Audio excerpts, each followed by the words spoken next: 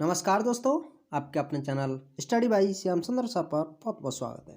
तो इस वीडियो में हम कवर करने जा रहे हैं बीए थर्ड ईयर में पढ़ रहे स्टूडेंट्स के लिए हिस्ट्री के एग्जाम के लिए, जिसके अंतर्गत विश्व का इतिहास पढ़ाया जाएगा, जिसमें पार्ट नंबर 5 को कवर कराया जाएगा। यदि आपने पार्ट नंबर 1 to 4 को नहीं देखा है तो आप हमारे चैनल की प्लेलिस्ट में जाकर सभी पार्ट्स को देख सकते हैं और अपनी बेहतरीन तैयारी कर सकते हैं।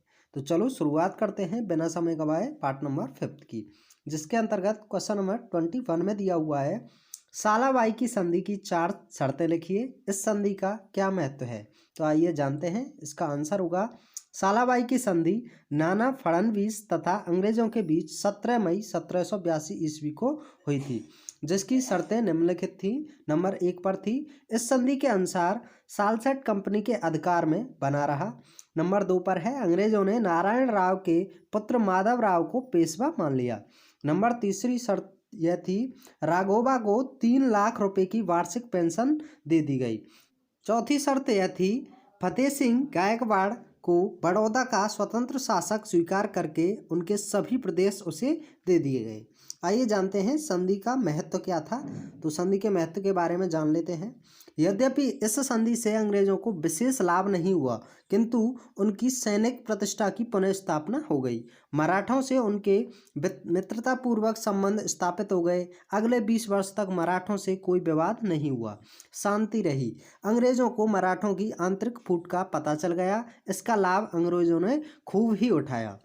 क्वेश्चन नंबर 22 में दिया हुआ है, बसीन जिसे बैसीन कहते हैं की संधि की 4 शर्तें लिखिए। तो आइए जानते हैं बैसीन की 4 शर्तों के बारे में।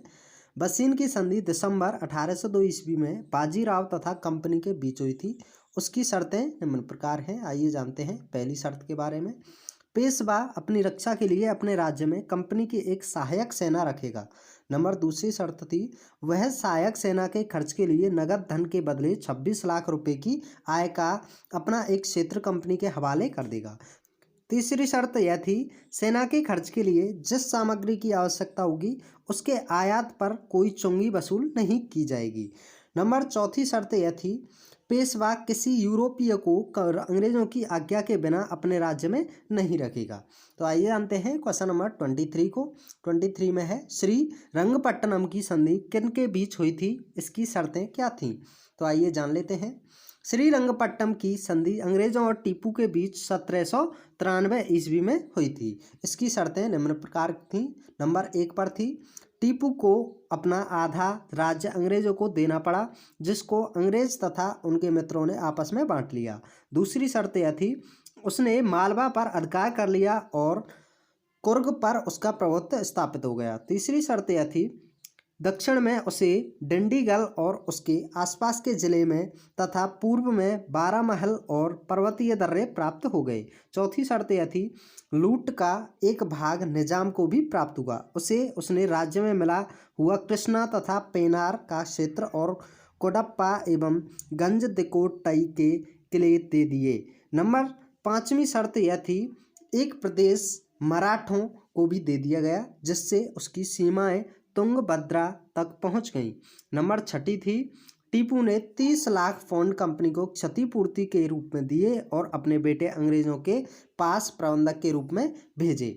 क्वेश्चन नंबर 24 में दिया हुआ है, 1857 के विद्रोह के विस्फोट के क्या कारण थे। तो आइए जानते हैं 1857 के विद्रोह के कारणों के बारे में। पहला कारण था राजनीतिक कारण, जिसके अंदर फर्स्ट पॉइंट है, प्रशासनिक कर्मचारी तथा सैनिकों की बेरोजगारी। नंबर 2, बहादुर शाह के साथ अन्याय। नंबर 3, अवध के नवाब तथा प्रजा पर अत्याचार। नंबर 4, नाना साहब तथा झांसी की रानी के साथ अन्याय।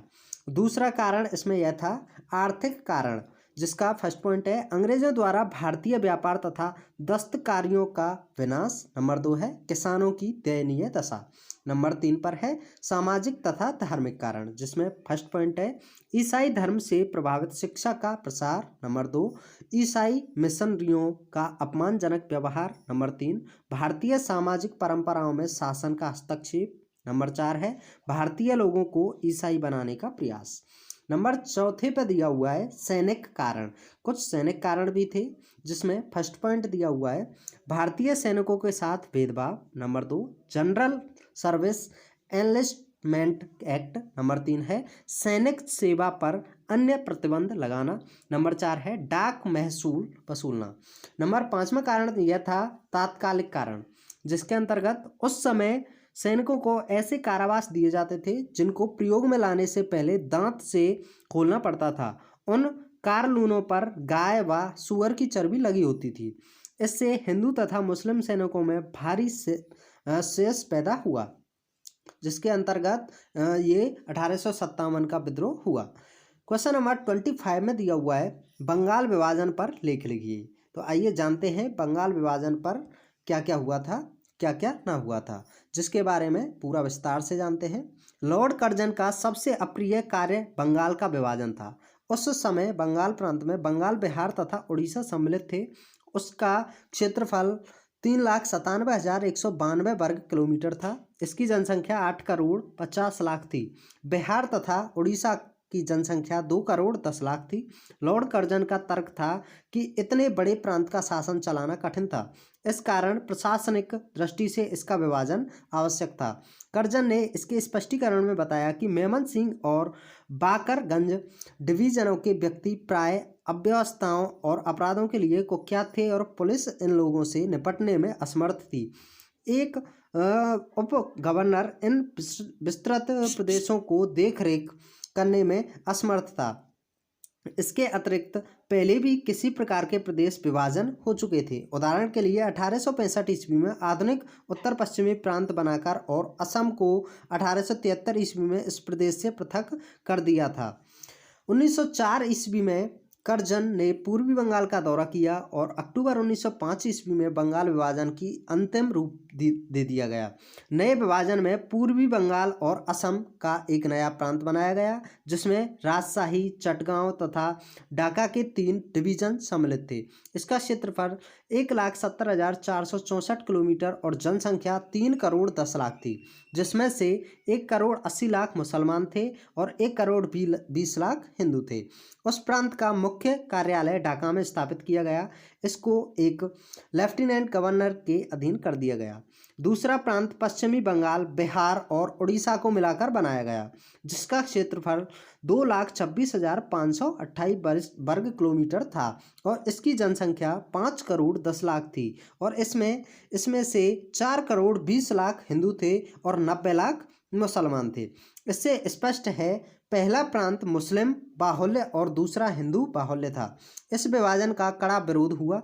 बंगाली बुद्धिजीवियों ने यह समझा कि यह तो बंगाली राष्ट्रवादियों की बढ़ती हुई एकता पर प्रहार है और बंगालियों की परंपराओं, इतिहास और भाषा को नष्ट करने का एक प्रयास है। यह तो हिंदुओं और मुसलमानों को लड़ाने का एक साधन है। संभवतः ऐसा कहना ठीक ही था। पूर्वी बंगाल के लेफ्टिनेंट गवर्नर ने कहा था कि उसकी 2 पत्नियों में से उसे मुसलमान पत्नी अधिक प्रिय है। कर्जन ने भी इस प्रकार पूर्वी बंगाल के दौरे में यह कहा था कि विभाजन का एक उद्देश्य एक मुस्लिम प्रांत बनाना है जहां इस्लाम प्रमुख धर्म हो और उसके अनुयायियों का प्रभुत्व हो।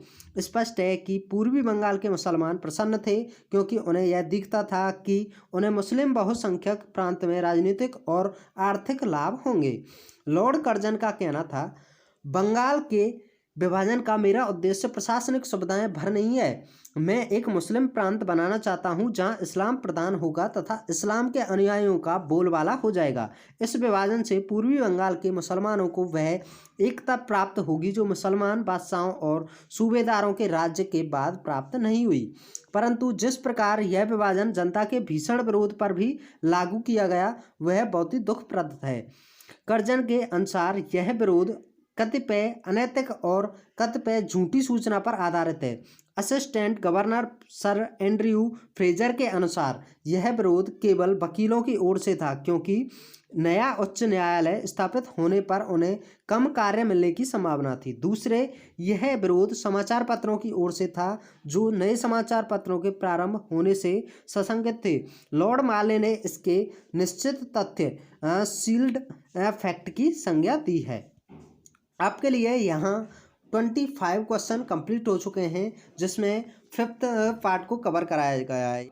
यदि आप बेहतरीन तैयारी करना चाहते हैं तो आप हमारे चैनल की प्लेलिस्ट में जाकर सभी तरह की पेपर की तैयारी कर सकते हैं। चाहे आप पर पॉलिटिकल साइंस हो, सोशलॉजी हो या हिंदी हो, इंग्लिश हो, आप किसी भी सब्जेक्ट से रिलेटेड आप अपनी बेहतरीन तैयारी कर सकते हैं, जिसके लिए आपको हमारे चैनल की प्लेलिस्ट में प्रवेश करना होगा। Thanks for watching. जय हिंद, जय भारत।